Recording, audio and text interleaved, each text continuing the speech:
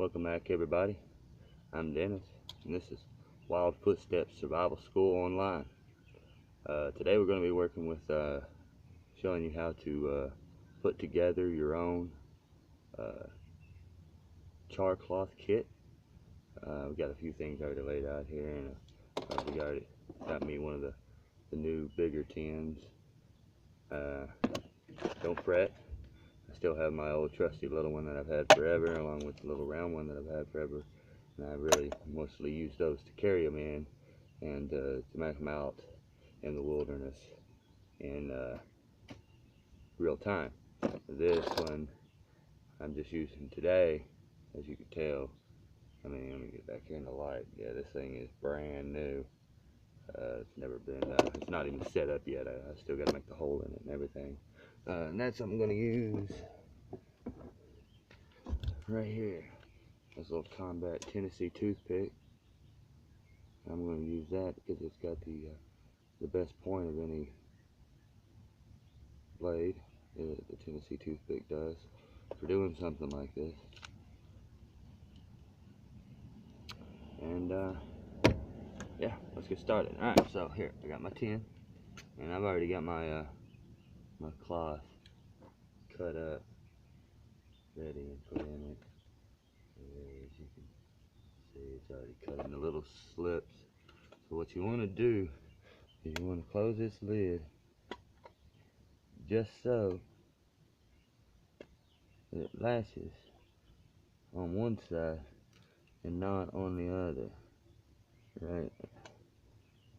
And that's going to give you room to make your little puncture there. So basically what I want to do is make my puncture right beside.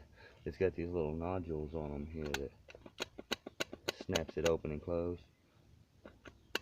And yeah, what I want to do is make that hole right beside that. On the outside though. And just put my knife up against it and twist. Put a little bit of pressure ever so slightly. And it's just a light metal. I don't know if you can see. Get a better view at it. Went right through it there. Right here. Just under my finger. I don't know if there's enough light to see that with, but let's try it here. So right after I do that, I got this cut into about 2 inch long, 1 inch wide, approximately strips.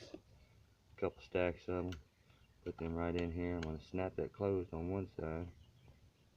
What I want to do is I want to actually bend this outward a little bit so that it closes a little tighter. Snap that closed on the one side, uneven, as you can see there, so that it exposes my hole on this side here. And after I see how that's going to take shape, I'll take my knife, I'll just give it a little twist there too, just to widen out the side of the hole it's going to be there. Of course, after I do that, I'm going to have to give a little tug there, again on this pliable metal, so be careful not to tug too hard. Alright, perfect. Alright, now we got to get the fire going. Now, for today, the method that I've chosen to make my fire out of is going to be a little bit of 9-volt steel wool ingenuity. And give me just a moment, I'm going to go ahead and get that set up. I'm going to put a freeze on this so that you ain't got to watch me do all that. Alright, as you can see now, I got my fire going behind me here. It took a couple seconds, but we got it going pretty good. And once it gets going good, we're going to take this and we're just going to set it right in the heat. And then I'll explain to you what you do after your fire gets good and going and you place this in your heat. We'll be right back. Alright, got some more wood on there now. Now I can get the canister and get it placed on it. Then we'll be in business. Let me get this out of my way here. Alright, let's get our canister on it.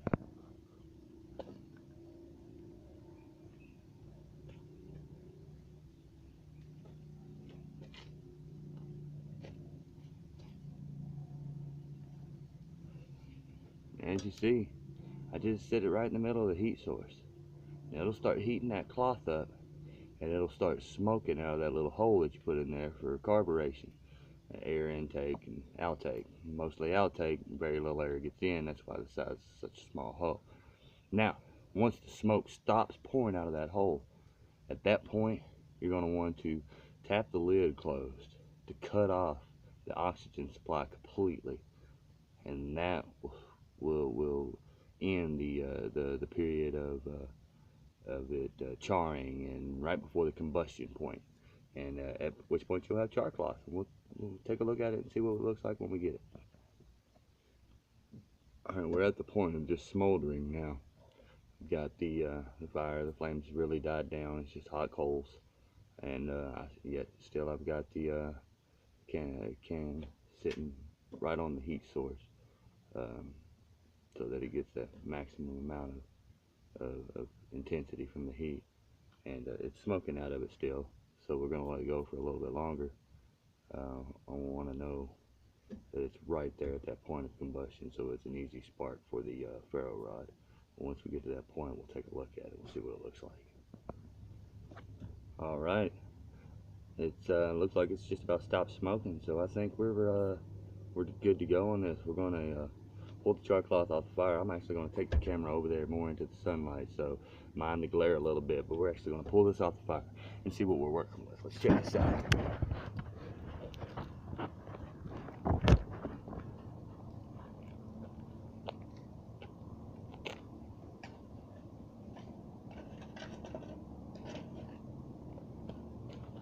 Oh yeah, this looks good.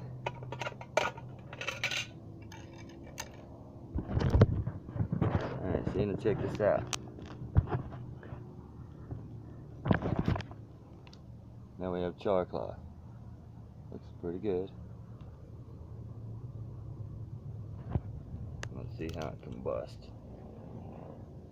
Let's take it. Ooh, it's still pretty hot. Alright, we got a piece out now. It's still pretty hot. But I'm going to strike a ferro rod on it here. See if it'll catch that spark. And there it is.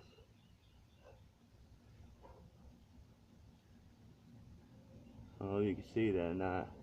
If you see them little holes forming, I don't know if you can see it glowing. There you go. You can see it there. But yep, we have char cloth. That's how it's done. It's a pretty simple method. As you can see, it takes you about 10 or 15 minutes to make it, depending on how long it takes you to get your good fire going. If you'd like to tune in for more wilderness knowledge, I'll be dropping little nuggets here and there. I hope this helps somebody out in the wild. A little piece of knowledge can go a long way in a situation where you really need to get a fire started. But remember, as always, preparation is key. If you're going to be going out into the wilderness, make sure that you're ready for anything that you can come into contact out there, because if you're not, may God be with you, my friend, because nature, she is not a forgiving mistress. Thank you. Come back and see us again here at Wild Footsteps Survival School. Goodbye.